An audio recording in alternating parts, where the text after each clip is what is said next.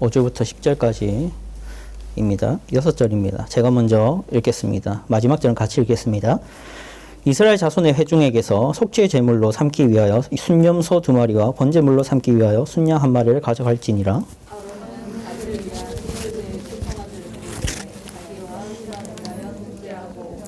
또 2 염소를 가지고 회막문 여호와 앞에 두고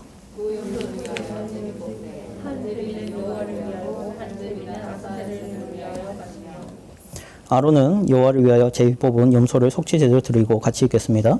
아사셀을 위하여 제위 뽑은 염소는 산채로 여호와 앞에 두었다가 그것을 속죄하고 아사셀을 위하여 광야로 보낼지니라. 아멘. 이 16장 원래는 전체를 봐야 하는데 5절부터 10절만 봤습니다. 왜 5절부터 10절만 봤냐면 이 뒤에 나오는 11절부터 나머지 34절까지가 5절부터 10절을 다시 구체적으로 설명하는 것이기 때문이죠. 이게 다른 제사들을 말하는 게 아니라 지금 속죄제라는 제사를 그냥 전체적으로 한번 말한 게 5절부터 10절. 그리고 그거를 구체적으로 어떻게 해라, 구체적인 어떤 뭐랄까 행동, 강령 같은 걸 다 다시 설명한 게 12절부터 나머지입니다. 그래서 이게 잘못 읽으면 뭐 두 개, 여러 개 말하는 것 같은데 사실 같은 속죄제를 2번 대충 말하고 깊이 말하고 그 차이입니다. 자, 우리 한 가지 설교 전에 한번 얘기를 해볼 게 있죠. 러브레터가 뭡니까? 러브레터? 러브레터가 뭡니까? 러브레터? 러브가 뭐예요? 레터 뭡니까? 편지. 그럼 러브레터 뭡니까? 연애 편지, 사랑 편지라고 하는데, 그러니까 목적이 뭘까요? 목적. 네, 고백. 또 사랑 표현. 뭐 이런 게 나와야 되겠죠? 그러니까 내용은 난 널 사랑해겠죠? 내용은 목적이 사랑을 고백하는 건데 내용은 you die 이런 거 나오면 안 되죠. 사랑한다라는 내용이 나와야 되겠죠. 그렇죠? 자, 그러면 자, 한번 내용 적어 봅시다. 여러분, 미래에 사랑하는 사람이 나타났다. 러브 레터를 쓴다. 그럼 무슨 내용 적고 싶어요, 처음에? 무슨 내용이 주로 나와야 될까요, 여러분? 뭐 가장 기본적으로는 나는 너를 사랑해. 자, 이게 이제 연애 편지의 주된 내용이 되겠죠. 근데 이제 보세요. 정말 이 한 줄 딱 쓰면은 사랑을 느낄까요? 그게 아니죠. 그래서 여기다가 이 난 널 사랑한다는 걸 강화시키는 장치들을 마련해야 됩니다. 그럼 그 장치는 이 하수는 어떻게 하냐? 나는 뭐 3천만큼 사랑해. 뭐 나는 뭐 널 위해 뭘 할 수 있어 하는 어떤 무슨 뭐랄까요? 공약을 남발한다고 하죠. 남발할 수 있어요. 나는 너를 뭐 손에 뭐랄까요? 물 안 묻힐 수 있어. 네, 이거는 이제 좀 옛날 분들이고 요즘에는 뭘 해줘야 되겠죠? 약간 이런 의미가 요즘 시대에는 뭘 약속해야 될까요? 여러분 생각나는 거 없어요? 예? 난 너 백 사줄 수 있어. 뭘로? 어떤 브랜드? 헤르메스. 헤르메스. 그리스 신인 이름인데. 하여튼, 이런 걸 이제 남발할 수 있어요. 근데 이건 하수. 전상이 생각할 때 하수. 여기다가 이제 그 앞에다가 뭘 적어야 되냐? 사실은. 뭐라 해야 될까요? 어떤 상황에도. 그러니까 사랑을 하는 거는 잘 나갈 때 사랑하는 것이 있겠죠. 근데 정말 힘들 때도 사랑하겠다 해서 그 힘든 상황들을 주구주구 적는 거야. 그러니까 이런 거지. 보세요. 내가 사실 지난주에 너를 위해서 헤르메스 가방을 사줬어.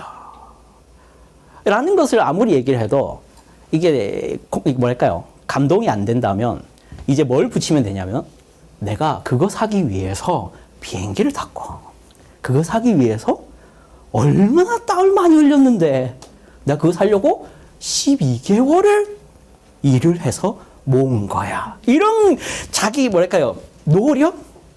힘듦? 뭐라고? PR인데 좀 부정적인 상황들 있잖아. 얼마나 힘든데? 했다. 이것도 이제 장치로 써야 돼요. 그러니까 이것만 적으면 좀 약하지만 이걸 딱 부정적인 이런 어려움들을 얘기하면 좀 강화가 또 되는 거지. 이해되겠죠? 그래서 이제 두 개로 이제 러브레터에 내가 너를 사랑한다는 감정을 강화하는 두 가지 방법. 이렇게 뭔가 긍정적인 노력하겠어. 또 얘기해야겠지만 뭐도 얘기해야 된다?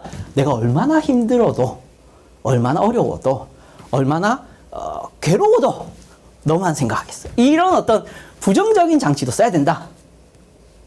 동의 안 됩니까? 여러분 1,000만 원 있는 사람이 100만 원짜리 사준 거랑 100만 원 있는 사람이 100만 원짜리 사준 거랑은 좀 똑같아. 뭐 거기서 이렇게 생각이 안 되잖아요. 그러니까 부정적인 상황도 적어야 된다. 그래야 이 사랑이 더 강화된다. 이게 이제 러브레터 쓰는 비법이라 할 수 있는데, 러브레터만 얘기했지만 연애할 때도 그냥 평소에 얘기할 때도 그냥 내가 뭐 했어 이런 얘기만 하는 것보다는 얼마나 힘든데 해주는 것, 그게 상대방에게는 크게 감동이 됩니다. 진짜 감동이 돼요. 자, 그럼 이 얘기를 왜 했느냐? 여러분이 성경을 읽으면 성경이 결국 말하고자 하는 거는 하나님이 우리를 사랑했다입니다. 그런 면에서 성경은 러브레터예요. 러브레터입니다. 그 누구에 대한 러브레터냐면은 죄인들에 대한 러브레터입니다. 자, 그런데 그저 성경을 하나님이 나를 사랑한다, 하나님이 나를 위해서 뭘 하셨다만 보면 성경책의 대부분은 사라져야 돼요. 성경책이 왜 기냐? 너희가 얼마나 사랑하기 어려운 존재인데, 너희가 얼마나 나한테 함부로 대하는데, 너희가 얼마나 나를 안 곱게 보고 망령되게 대하고, 망령된다는 표현이 좀 어렵죠. 얼마나 좀 만만하게 대하는데 나는 이렇게까지 사랑했다를 말하기 위해서 66권이 되는 거예요. 이해하시겠어요? 하나님이 그냥 나도 사랑한다라만 얘기하려면은 성경책에 복음서만 있으면 됩니다. 그런데 성경책에 복음서만 있지 않고 뭐도 있죠? 여러분 아는 성경 뭐 있습니까? 역사서, 뭐 창출래, 민신, 여호수아, 사사기, 룻기 있잖아요. 왜 있냐? 너희는 어떤데? 너희는 나를 이렇게 대하는데를 이렇게 러브레터의 사랑을 강화하기 위해서 같이 들어있는 거예요. 여기까지 이해됐죠? 이 얘기를 왜 하느냐? 우리가 오늘 하려는 얘기가 하나님이 우리를 용서하신다는 얘기를 할 겁니다. 지난주에 뭐만 했죠? 죄를 사해 주시는 것과 해서 뭔 얘기했죠? 이 다 얘기했나요? 다 얘기 안 하고 하나만 얘기했죠. 죄에 대해서만 얘기를 했습니다. 오늘 용서에 대해서 얘기를 할 거예요. 자, 그런데 하나님의 용서의 의미를 바르게 알려면 다시 죄가 뭔지를 알아야 돼요. 내가 어떤 존재인데, 얼마나 부족한데, 얼마나 죄를 짓는데 나를 용서하셨는가가 종합적으로 얘기를 돼야 그 용서가 대단해 보이는 거예요. 이해되시겠죠? 그러니까 여러분이 하나님의 사랑을 알고 싶다면 그 사랑받는 내가 얼마나 한심한지를 알아야 그게 더 잘 느껴져요. 그래서 하나님의 사랑 얘기할 때 막 감격한 사람이 있고, 하나님 사랑할 때 무덤덤한 사람은 결국 내가 얼마나 한심하고 사랑하기 어려운 존재인데 사랑하셨는가를 아는 것과 모르는 것과의 차이입니다. 그래서 여러분이 죄를 아는 게 얼마나 중요한지를 알고 계셔야 돼요. 자, 그러면 이제 본격적으로 한번 얘기를 해봅시다. 지난주 했던 것도 좀 복습을 좀 하면서 같이 보도록 하죠. 네, PPT 넘겨주세요. 지난주에 했던 거, 여러분 죄는 뭐와 뭐가 있다 했죠? 신과 신스. 앞에 신은 대문자 신이고 뒤에 신은 소문자 신스로 했습니다. 그러면 앞에 신은 뭘 말하는 걸 했어요? 원죄. 그 뒤에 신스는 우리가 살아가는 모든 어떤 행동들로서 나타나는 범죄들, 열매들, 뭐 그런 것들이라 했죠.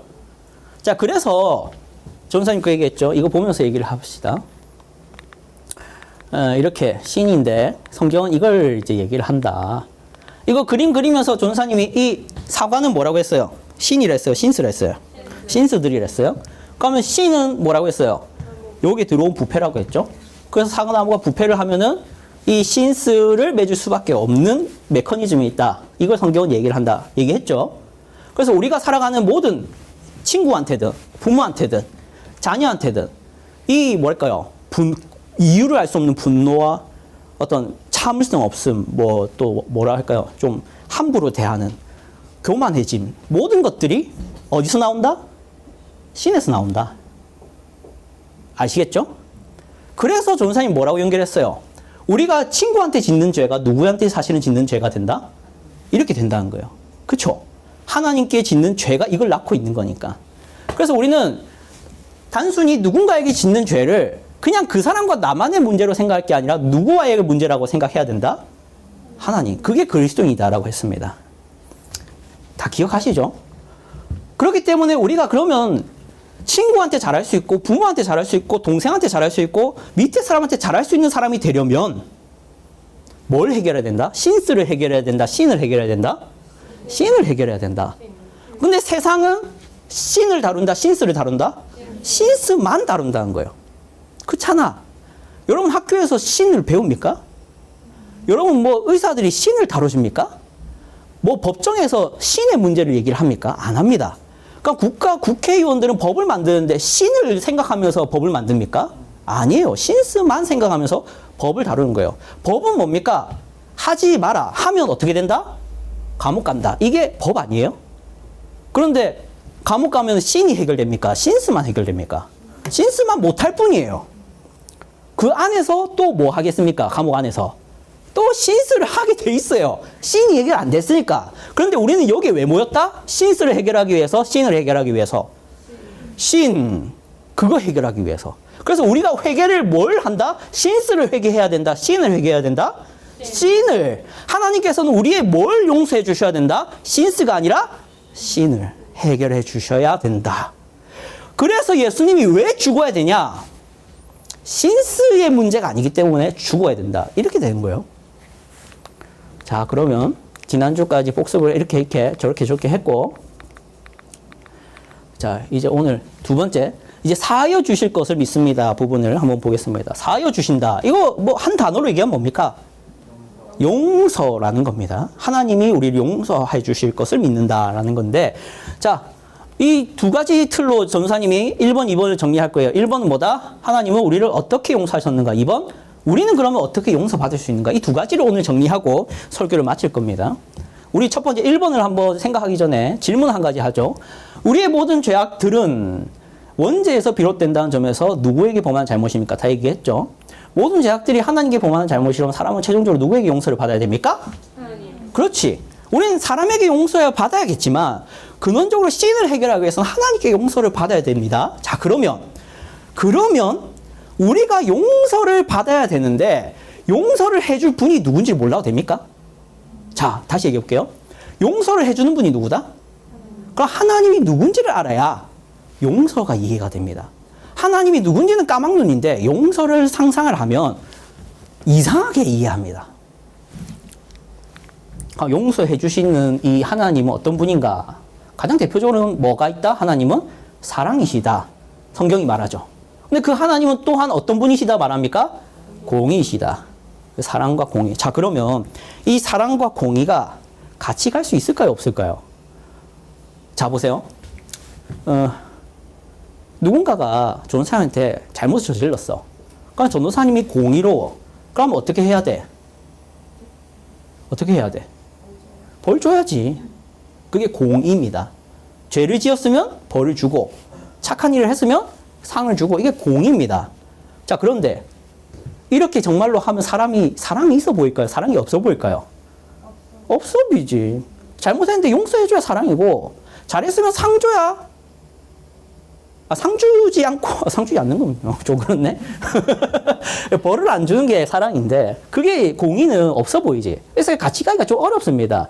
그런데 우리 하나님은 하나님을 사랑하셔야 되고 하나님은 죄를 심판하셔야 됩니다. 왜? 하나님이 어떤 분이니까?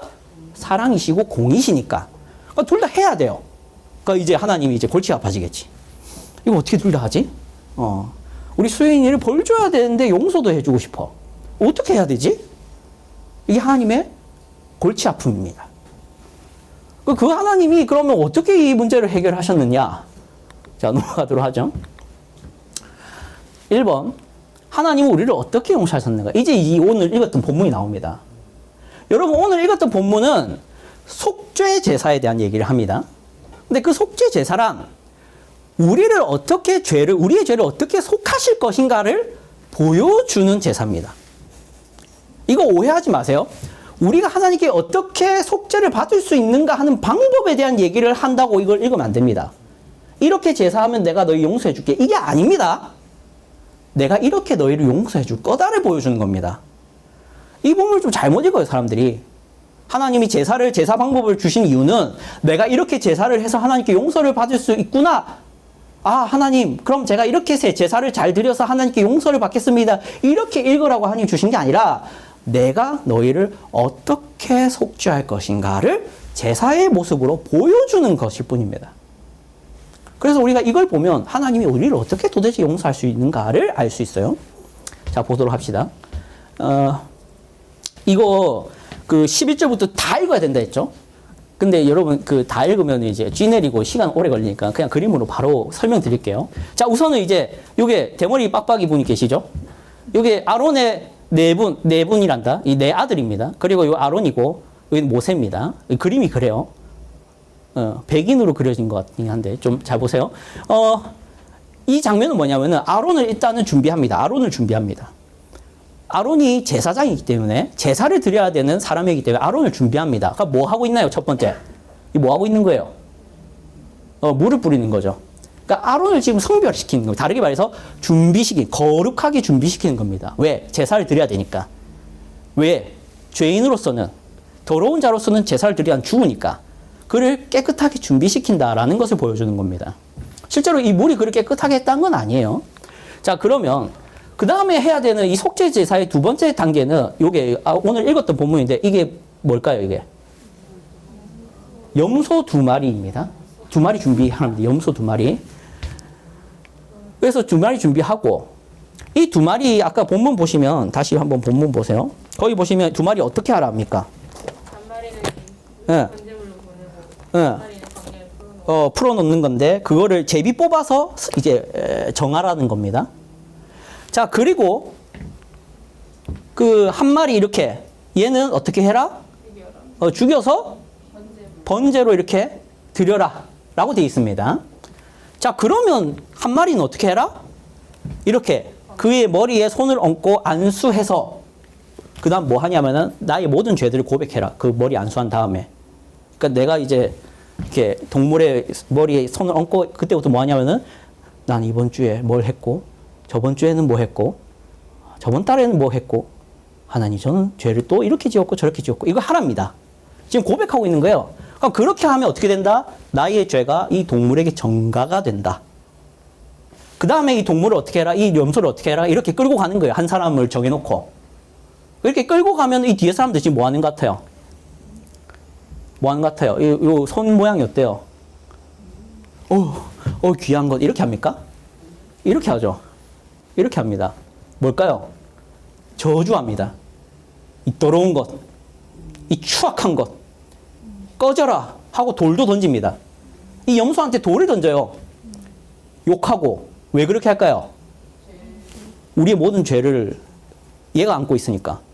죄를 저주하는 거예요. 염소를 저주하는 게 아니라 우리 모든 이스라엘 민족의 죄를 저주하는 게 이 과정입니다. 그래서 이 사람이 예루살렘 성전부터 쭉 걸어갈 거 아니에요. 성내를. 성 밖까지. 그러니까 사람들이 계속 따라오면서 돌 던지고 그러면 염소가 어떨까요? 어떤 상태가 될까요? 이 성 밖까지 나가면. 아프고 상처가 나고 피가 흐릅니다. 그러다가 이 사람이 어떻게 해라 하냐면은 성 밖에 나가서 광야까지 가면은 다시 못 돌아올 정도로, 그쵸? 가까우면 돌아올 거 아니에요.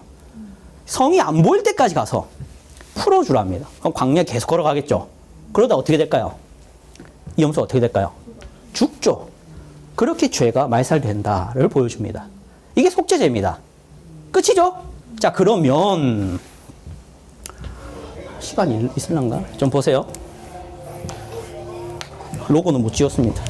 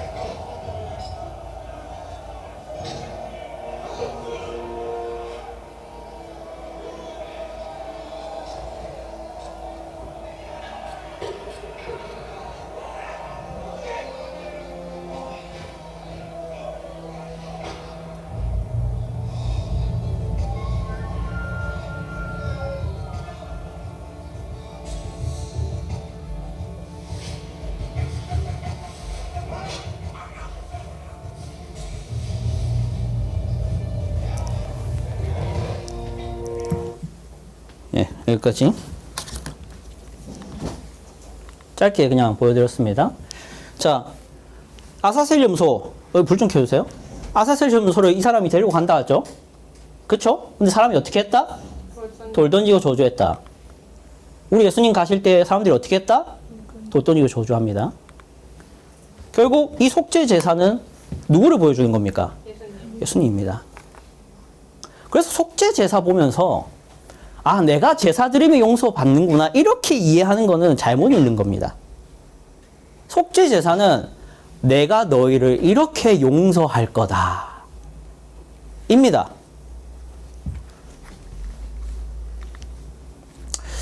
하나님은 우리를 어떻게 용서하십니까? 용서란 두 단계가 있습니다. 용서하는 데는 첫 번째 내적으로 용서해야 되는 게 있고요. 두 번째 관계적으로 용서가 돼야 됩니다. 자, 그러면 내적인 용서가 뭐냐? 우리 마음속에서 이미 그 사람을 용서하는 겁니다. 그게 용서의 첫 번째 단계죠. 우리가 그 사람 용서할 마음이 없는데 용서를 어떻게 합니까? 그렇죠? 내면에서 용서가 이루어져야 됩니다. 그럼 두 번째, 그 용서가 이루어지려면 두 번째 관계적으로 용서가 돼야 됩니다.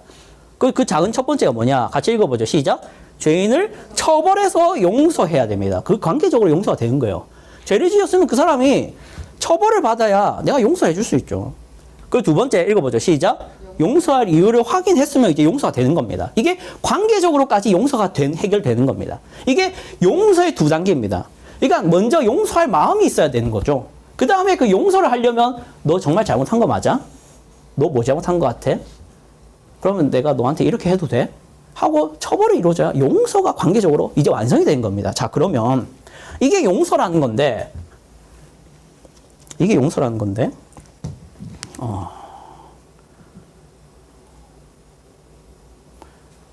우리는 이 용서를 보통 이것만 이해를 합니다.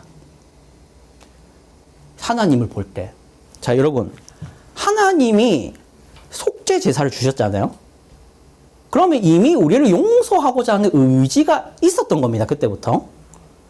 근데 우리는 자꾸만 우리가 뭔가 처벌을 받고 우리가 하나님께 우리를 용서할 만한 이유를 보여드려야 용서를 받을 수 있구나라고만 이해를 하는데 하나님은 속죄 제사를 통해서 이미 우리를 용서할 마음을 보여주십니다.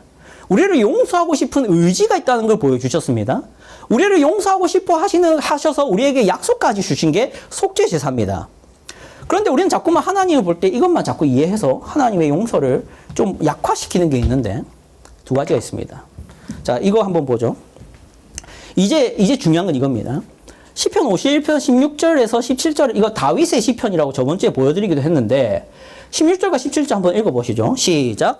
주께서는 제사를 기뻐하지 아니하시나니 그렇지 아니하면 내가 드렸을 것이라. 주는 번제를 기뻐하지 아니하시나이다. 하나님께서 구하시는 제사는 상한 심령이라. 하나님이여 항하고 통회하는 마음을 주께서 멸시하지 아니하시리이다. 아멘. 요거 51절은 지난주 본문이에요. 지난주 본문 1절부터 5절이 말하는 게 뭐였습니까? 기억이 잘 안 나죠? 1절부터 5절은 뭐냐면은 이 시편 자체가 언제 쓰여졌다 했어요? 다윗이 언제 썼다 했어요? 다윗이 잘할 때 썼다 했습니까? 언제 썼다고요? 밧세바라는 여인을 강간하고 우리아를 죽이고 나서 정죄를 당하니까 회개하면서 이 시를 썼어요. 그때 1절부터 5절에서 말하는 게 뭐냐면 내가 죄인입니다. 죄 중에서 잉태되었습니다. 뭐 이런 얘기를 합니다. 자, 그런데 이게 중요하죠. 그러면은 앞에 죄 고백을 하고 내가 죄인입니다 했으면 이제 뭐가 나와야 되냐면 구약 시대 사람답게 행동하려면 제가 속죄 제사를 열심히 드리겠습니다가 나와야 돼요. 맞죠? 내가 속죄 제사를 열심히 하나님께 드리겠습니다가 나와야 되는 거죠, 상식적으로. 근데 다윗은 뭐라고 말합니까, 지금? 하나님은 어떤 분이다? 하나님은 어떤 분이다? 뭘 기뻐하지 않는다? 제사를 기뻐하지 않는다. 이거 조금은 좀 이상한 말처럼 안 들려요? 여러분 레위기서를 읽어보면 제사 이렇게 해라, 제사 이렇게 해라, 제사 이렇게 해라, 제사 이렇게 해래요. 그럼 우리가 잘못 읽으면 그냥 읽으면 하나님은 제사하기를 원하시는구나 로 읽어야 돼요. 근데 다윗은 반대로 생각합니다. 하나님은 제사 원하지 않잖아요. 하나님 제사 기뻐하지 않잖아요. 이런 얘기를 해요. 무슨 말일까? 그 제사는 하나님이 하시겠다는 겁니다. 내가 하는 제사 받고 싶다가 아니었어, 애초에. 너희가 이렇게 제사해라를 받고 싶어. 이게 아니었다고요. 내가 그 제사 한다. 그걸 알아요, 다윗은. 그래서 다윗이 주는 제사 기뻐하지 않잖아요. 이걸 알고 있는 사람이에요. 대단한 사람이죠. 신약 성경에 가야 이해할 만한 거를 다윗은 이미 그때부터 알았어요. 그래서 하나님의 다시 용서를 그러면 생각해 본다면은 우리는 우선 속죄 제사를 주셨다는 것을 통해서 하나님께서 이미 우리를 용서하고자 하는 의지가 넘친다는 것을 볼 수 있어요. 자, 그리고 이 관계적인 용서 말인데요. 죄인을 처벌해야 되고 용서할 이유를 확인해야 할 수 있는 이 관계적인 용서를 하나님 그럼 어떻게 하고 계시냐? 예수를 죽이는 것으로. 그러니까 여러분을 처벌하고 여러분을 죽여야 이루어지는 이 관계적인 용서. 근데 그것은 사랑이 아니기에 여러분에게 할 수 없는 그 용서. 여러분 죄의 삭은 뭐라고 했습니까? 그러니까 여러분을 죽여야 되는 것인데 그렇게 할 수는 없는 하나님의 사랑 때문에 여러분을 쳐 죽일 수는 없고 대신 죽여야 되는 게 필요한 거예요. 그게 누구다? 예수가 돼야 되는 거예요. 하나님이 어떤 분이냐에서 하나님의 용서 방식이 나오는 겁니다. 하나님은 사랑이시고 공이시기에 속죄라는 그런 방법을 이 아사셀 염소라는 이런 형식으로 예수를 통해 해야만 이 복잡한 과정을 겪어야만 용서할 수 있기 때문에 그런 쓸데없는 과정을 겪어야 되는 거예요, 하나님은. 자, 하나님은 우리를 용서하기 위해서 정말 쓸데없는 과정을 겪고 계시다는 것을 통해서 우리가 알아야 되는 것은 참으로 우리 죄인들이 하나님을 번잡하게 하고 있구나를 알아야 됩니다. 왜? 하나님은 우리를 사랑해야 되기도 하고 공의를 행하셔야 하기도 하니까 하나님은 심판을 하셔야 되기도 하고 용서를 하셔야 되는 의무가 생긴 거예요. 그런데 우리를 심판하면은 용서하는 게 아니니까 우리를 심판하면 안 되고 대신 죽여야 되는 존재가 필요해서 인간이 되셔야 되고 그 인간을 죽여야만 우리를 용서할 이유와 근거와 원인을 만들어내시는 겁니다. 그래서 관계적으로까지 용서가 되는 거예요. 자, 그러면 하나님이 우리를 어떻게 용서했는가는 얘기했고 이제 두 번째입니다. 우리는 어떻게 용서받을 수 있는가입니다. 그럼 죄가 무엇인지 아는 자 다윗에게 그럼 비법을 물어봅시다. 자, 다시 읽어봅시다. 17절만 읽어볼게요. 시작. 하나님께서 구하시는 제사는 상한 심령이라 항하고 통회하는 마음을 주께서 멸시하지 아니하시리이다. 상한 심령. 하나님은 어떤 제사를 원한다? 상한 심령. 속죄 제사 아니다. 상한 심령이다. 왜? 속죄 제사는 누가 하는 거니까? 하나님이 하시는 거니까. 그러니까 우리 편에서 그것을 얻어내는 방법은 뭐냐? 제사는 아닐 거 아니에요. 그럼 뭐밖에 못하냐? 상한 심령밖에 못한다를 다윗은 얘기를 하는 거예요. 그럼 상한 심령이 뭐냐? 우리는 성경에서 상한 심령으로 용서받은 인물들을 열어납니다. 다윗이 가장 대표적일 거고, 뭐라 합니까, 다윗이? 시작. 내가 죄악 중에서 출생하였으며 어머니가 죄 중에서 나를 잉태하였나이다. 상한 심령이죠. 무슨 말일까요? 나는 죄인 덩어리입니다. 그게 상한 심령이라는 거예요. 이걸 하고 있어요. 바울 읽어보죠. 시작. 오호라 나는 공고한 사람이로다. 이 사망의 몸에서 누가 나를 건져내라. 나는 사망이다. 상한 심령이 이런 겁니다. 베드로 얘기해보죠. 시작. 베드로가 이르되 이 사람아 나는 네가 하는 말을 알지 못하노라고 아직 말하고 있을 때에 닭이 곧 울더라. 주께서 돌이켜 베드로를 보시니 베드로가 주의 말씀 곧 오늘 닭 울기 전에 네가 3번 나를 부인하리라 하심이 생각나서 밖에 나가서 심히 이게 상한 심령입니다. 그 다음에 베드로의 설교를 들은 3,000명의 유대인들 시작. 그런즉 이스라엘 온 집은 확실히 알지니 너희가 십자가에 못 박은 이 예수를 하나님이 주와 그리스도가 되게 하셨느니라 하니라. 그들이 이 말을 듣고 마음에 찔려 베드로와 다른 사도들에게 물어 이르되 형제들아 우리가 어찌할꼬. 이게 상한 심령입니다. 내가 어찌할꼬입니다. 답이 없다. 나는 소망이 없다. 이게 상한 심령입니다. 왜 이 상한 심령이 중요하냐? 용서받는 비결이냐? 우리가 할 수 있는 유일한 비결이냐? 마태복음 5장 3절 1 우리 배웠었죠? 함께 읽어보죠. 시작. 왜 심령이 가난한 자는 복이 있냐? 출애굽기 33장 19절 요 노란 줄만 읽어봅시다. 시간 때문에. 시작. 로마서 9장 15절 요거 노란 줄만 읽어보죠. 시작.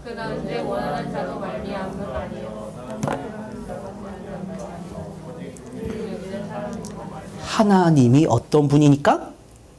긍휼히 여기고 싶은 자는 긍휼히 여겨주시는 하나님이시니까 뭐 하라는 거예요? 불쌍한 척 해랍니다. 근데 척이 아니에요. 불쌍해져랍니다.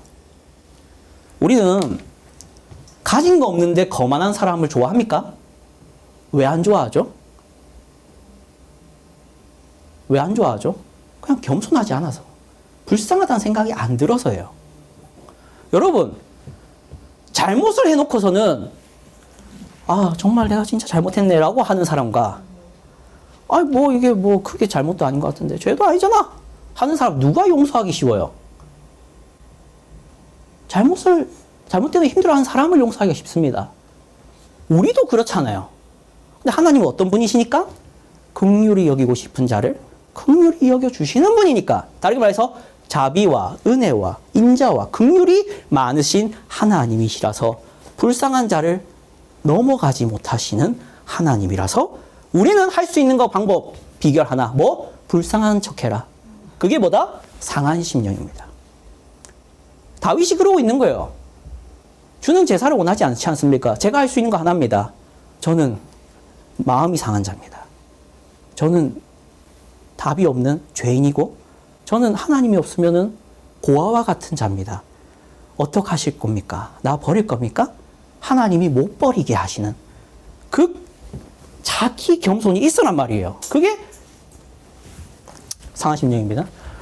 죄송합니다. 이게 자꾸 시간이 넘어가는데 빨리 적용을 하고 마치도록 하겠습니다. 함께 읽어보죠. 시작. 하나님께서 하신 용서란 죄를 간과한 용서가 아닙니다. 세상 사람들은 교회를 하나님을 착각합니다. 하나님이 사랑이시다 하니까 하나님이 마치 박애주의자인 줄 압니다. 박애주의자가 뭡니까? 덮어놓고 용서하는 거. 덮어놓고 용서하는 거. 그거 아니라 했죠. 하나님은 심판하셨어요. 여러분의 죄를. 근데 그 심판을 여러분 머리에 안 떨어뜨리고 누구에게 떨어뜨렸다? 그거 심판된 거잖아요. 박애주의자 아닙니다. 하나님 죄 사랑 안 해요. 죄 좋아하지 않아요. 여러분이 짓는 죄 아주 싫어합니다.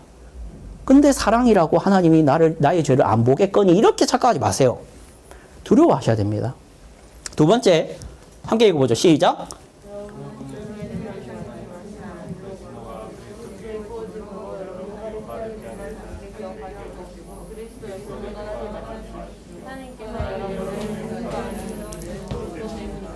여러분 아까 관계적 용서 얘기했지만 하나님이 여러분을 용서했을 때 여러분에게 이유를 찾아서 용서한 게 아닙니다.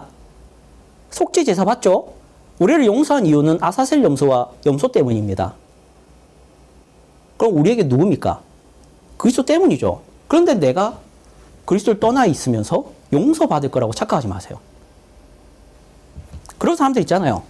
예수를 믿는다 하면서 삶은 예수와는 전혀 상관없이 살아가면서 마치 자기가 하나님의 진노를 피할 것처럼 착각하는 사람들. 교회 많습니다. 3번 시작. 상대방의 반응과 무관하게 용서하고자 하는 의지를 가지십시오. 용서할 이유까지 여러분이 만들어내는 것도 좋습니다. 이거는 실천이에요. 하나님이 우리를 용서하신 방식을 아는 그리스도인은 하나님이 용서하신 방식으로 나도 용서하고 싶어져야 되는데 그 방식이 무엇이었습니까? 상대방에게 이유가 있어서 용서를 하고 있는 게 아니잖아요. 하나님이 우리를. 그럼 우리도 이 용서를 하려면 어떻게 해야 될까요? 용서해 줄 만한 행동을 했으면 용서해 주는 게 아니라고요. 내가 용서하고 싶은 의무가 있어야 돼요. 없어도 이 사람에게 어떤 용서의 반응도 없어도 회개의 반응도 없어도 나에게 뭔가 고백하는 게 하나도 없어도 용서해 주고자 해야 돼. 그게 하나님의 용서를 아는 자의 행동입니다. 이게 끝이에요. 이게 정말 끝입니다. 함께 읽어보죠. 시작. 회개는 신을 아는 것으로부터 시작하고 이것을 상한 심령의 상태로 합니다. 1번 시작. 죄를 회개했다고 고백하면서 거만해지는 사람은 거짓 회개를 한 사람이니 거만하지 마십시오. 교회에 거만한 사람들이 있습니다. 겸손이 없는 사람들이 있어요. 거만하게 앉아갖고 거만하게 말하고 거만하게 표정을 짓고 거만하게 잔소리하고 거만하게 꼰대처럼 행동하는 사람들이 있습니다. 자기가 뭔가 대단한 사람인 것처럼. 너 기도 안 해? 너 왜 안 앉아있어? 왜 조용히 안 해? 말씀 안 읽어? 필사 안 했어? 너 신앙 몰라? 하나님 잘 모르지? 거만한 사람들이 있습니다. 너 교회 왜 안 섬겨? 이거밖에 못 섬겨? 나는 뭐 했어? 여러분, 상한 심령이 거만한 심령입니까? 겸손한 심령입니다. 겸손해지세요.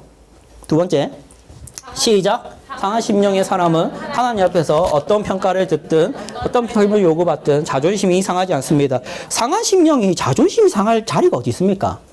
상했는데 더 상할 때가 어디 있습니까? 근데 성경에서 하나님이 우리를 정죄하고 하나님이 우리를 욕하고 하나님이 우리를 비판한다고 그게 듣기 싫어서 기분 나빠서 듣기 싫네. 자존심이 상할 때가 어디 있습니까? 회개한 사람이. 내가 신의 존재인데 어디서 자존심 상할 게 있습니까? 근데 자존심 상한 사람이 있다고요. 듣기 싫어하는 사람이 있다고요. 세 번째, 시작. 상한 심령의 사람은 하나님의 긍휼과 자비를 얻는 길 외에는 소망이 없음을 아는 사람입니다. 다른 방법에 기대를 걸지 마십시오.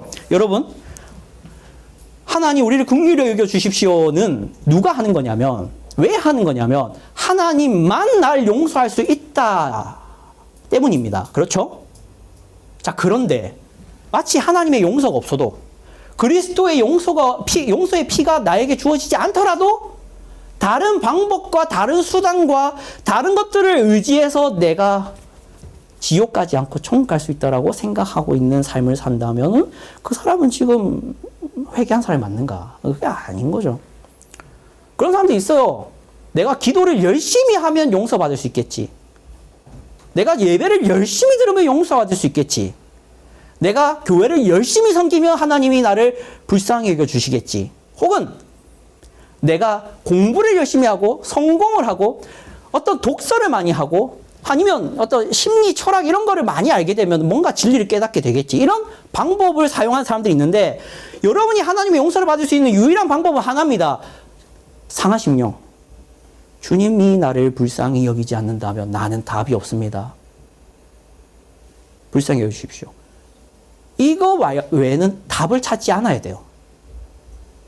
그게 그리스도입니다. 기도하겠습니다. 하나님 아버지 감사합니다. 우리가 이렇게 모여서 함께 죄 사하여 주시는 것과의 고백을 우리가 믿는다고 할 때 무엇을 알아야 되는지를 살펴보았습니다. 주님 용서, 그렇습니다. 우리 주님이 용서하기 위해 속죄 제사를 보여주셨습니다. 이것의 주인공은 예수 그리스도입니다. 예수 그리스도를 통하여 우리의 죄를 대신하시고 말수하시고 제거하시고 없이 하시고 간과해 주신 우리 하나님의 용서가 무엇인지를 알아 우리도 바르게 용서하고 하나님의 용서를 닮을 수 있게 하시고 하나님의 용서를 실천할 수 있는 저희 되게 하여 주시옵소서.